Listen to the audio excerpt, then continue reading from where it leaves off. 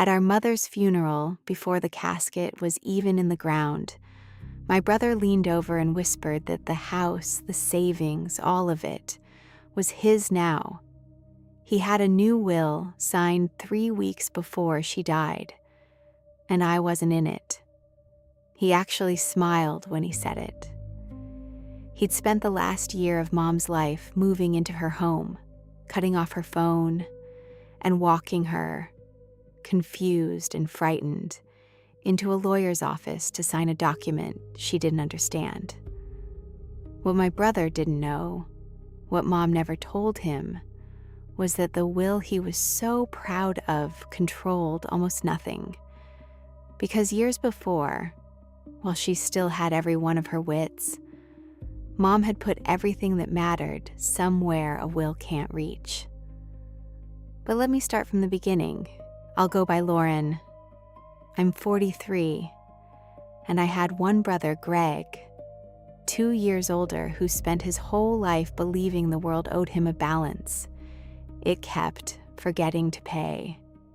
Our mother, I'll just call her Mom, was a retired school teacher who had done one quietly brilliant thing with her money. Years ago, when Dad died, and she was sharp as a tack, she sat down with an estate attorney and set up a living trust. She put the house in it. She put her savings and her investment accounts in it. She named me as the successor trustee, and she told me plainly over coffee at her kitchen table, "Everything's in the trust, Lauren. I did it so you kids never have to fight." She also had a simple will, the way most people do. Hold on to the difference between those two documents. That difference is the entire story. About 2 years before she passed, Mom started slipping. Small things first, repeating herself, missing bills. The doctors had a word for it, and the word was dementia. And right around the time Mom got more confused, Greg got more attentive. Suspiciously, surgically attentive. He moved in to help. Then helping turned into control. He started screening her calls. When I phoned, she was napping, always napping. He drove her to her appointments and went into the room with her. He told her family stories that weren't true, that I'd said cruel things, that I didn't visit. I visited. He just didn't tell her. Slowly, deliberately, he built a little wall around our mother with himself as the only door. I know now there's a name for this. Lawyers call it isolation, and it's the first move in undue influence. At the time, I just thought my brother was being controlling. I underestimated him. 3 weeks before Mom died, Greg drove her, confused, frail, on a long list of medications, to a lawyer none of us had ever used, and had her sign a new will. That will left Greg the house, the accounts, everything, and named him executor. It also, and this told me everything, contained a no contest clause, a line saying anyone who challenged the will would forfeit whatever they were left. Since I was left nothing, the clause was a little message aimed straight at me. Don't you dare fight this. So at the funeral, Greg whispered his good news and watched my face and waited for me to crumble. And I want to be honest about that moment because the grief and the rage felt exactly the same and arrived at exactly the same time.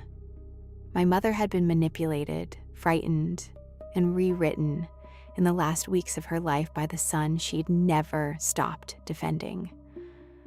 I didn't cry in front of Greg. I drove to my lawyer's office the next morning instead, because while Greg had been playing puppet master, I'd remembered a coffee and a kitchen table and a sentence. Everything's in the trust. Here's what Greg, in all his scheming, never bothered to learn. The single most important fact in estate law, and the one he'd built his entire plan without. A will only controls the things a person owns in their own name when they die. That's it. Anything held in a living trust, anything with a named beneficiary, anything that passes automatically, or a will can't touch any of it. It's invisible to the will. And years earlier, while she was sharp and free and uninfluenced, Mom had put the house, the savings, and the investments into her trust. Those assets didn't belong to Mom anymore. In the eyes of the law, they belonged to the trust. And the trust named me. So the will Greg was so proud of, the one he engineered, the one with the threatening little no contest clause, governed only whatever scraps were still in Mom's personal name at the end.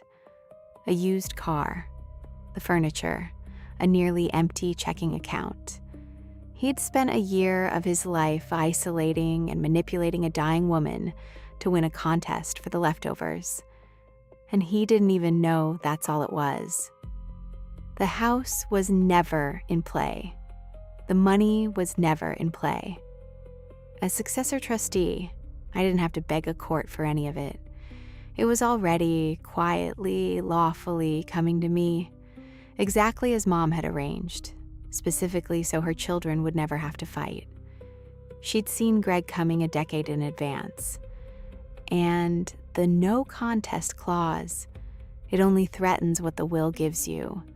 The will gave me nothing, so it had nothing to take. I could challenge it at zero risk. But the better part is I barely needed to, because the things that mattered had never been the will's to give. It came apart for Greg in stages, and I'd be lying if I said I didn't savor each one. Stage 1.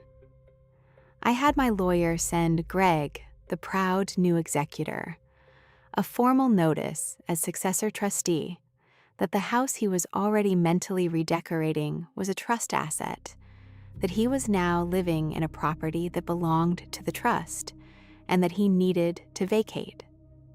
The look on his face, I'm told, was historic. Stage 2. It turned out Greg hadn't only chased the will.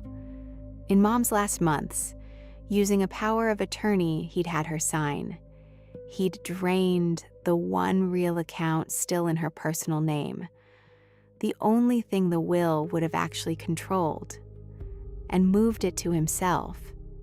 But a power of attorney dies the moment the person does, and using it to enrich yourself before then is a breach you have to answer for.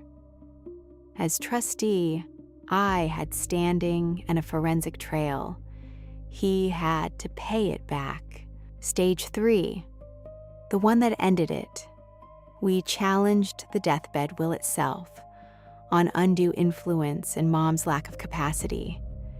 And here, Greg's own cleverness convicted him. The lawyer he'd used kept notes. That Greg had been in the room, that Greg did most of the talking, that Mom seemed unsure what she was signing. Mom's doctors had a documented dementia diagnosis from before the signing. The neighbors had watched the isolation happen.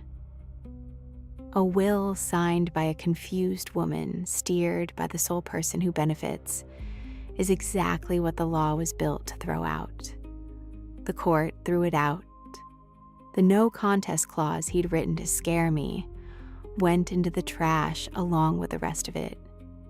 When the dust settled, Greg had lost the house he never had a claim to, been ordered to repay the account he'd drained, and walked away with the actual contents of Mom's will: the car, the couch, and the lesson. The thing he schemed a year to steal had been protected, years in advance, by a woman everyone but him underestimated. The day I got the keys to Mom's house, my house now, the trusts, the way she wanted, I sat at her kitchen table, in the chair where she'd told me her secret, and I said it back to her out loud. You did it so we'd never have to fight, Mom. I know. Thank you So tell me, what would you have done? Confronted Greg right there at the funeral, or said nothing and let the trust do its quiet work? Tell me in the comments. And subscribe, because next time on the Karma Archive, a salesman closed the biggest deal in his company's history. And the week the commission came due, his bosses changed the rules to keep it. They forgot that in the eyes of the law, every email they'd ever sent him was a signed confession.